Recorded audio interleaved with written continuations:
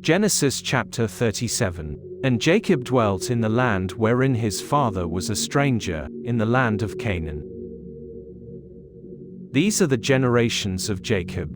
Joseph, being 17 years old, was feeding the flock with his brethren, and the lad was with the sons of Bilhah, and with the sons of Zilpah, his father's wives, and Joseph brought unto his father their evil report.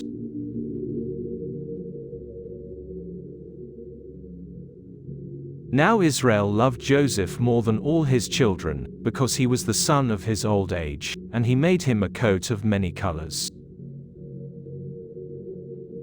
And when his brethren saw that their father loved him more than all his brethren, they hated him, and could not speak peaceably unto him.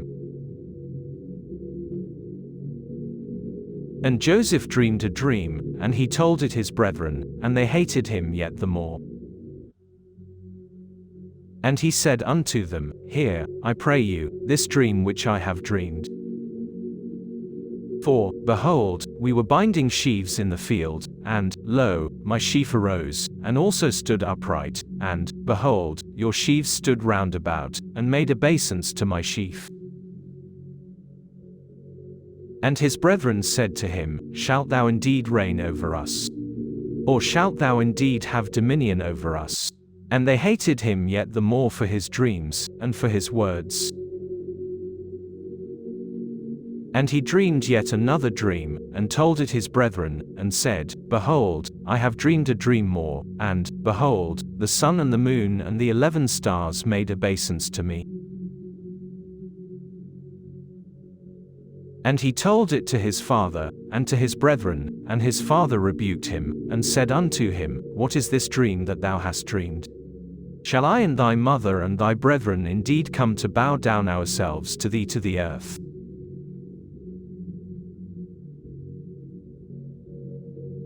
And his brethren envied him, but his father observed the saying. And his brethren went to feed their father's flock in Shechem. And Israel said unto Joseph, Do not thy brethren feed the flock in Shechem? Come, and I will send thee unto them. And he said to him, Here am I. And he said to him, Go, I pray thee, see whether it be well with thy brethren, and well with the flocks, and bring me word again. So he sent him out of the vale of Hebron, and he came to Shechem.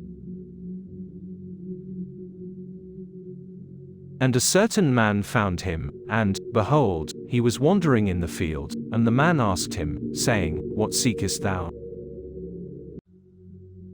And he said, I seek my brethren, tell me, I pray thee, where they feed their flocks. And the man said, They are departed hence, for I heard them say, Let us go to Dothan. And Joseph went after his brethren, and found them in Dothan. And when they saw him afar off, even before he came near unto them, they conspired against him to slay him. And they said one to another, Behold, this dreamer cometh.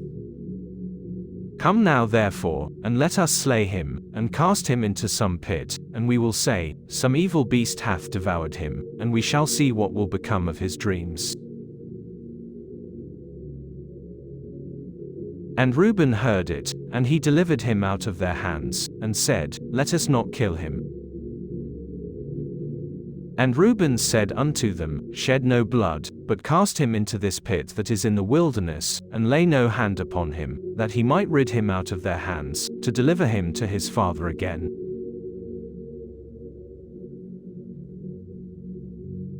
And it came to pass, when Joseph was come unto his brethren, that they stripped Joseph out of his coat of many colors that was on him. And they took him, and cast him into a pit, and the pit was empty, there was no water in it. And they sat down to eat bread, and they lifted up their eyes and looked, and, behold, a company of Ishmaelites came from Gilead with their camels bearing spicery and balm and myrrh, going to carry it down to Egypt.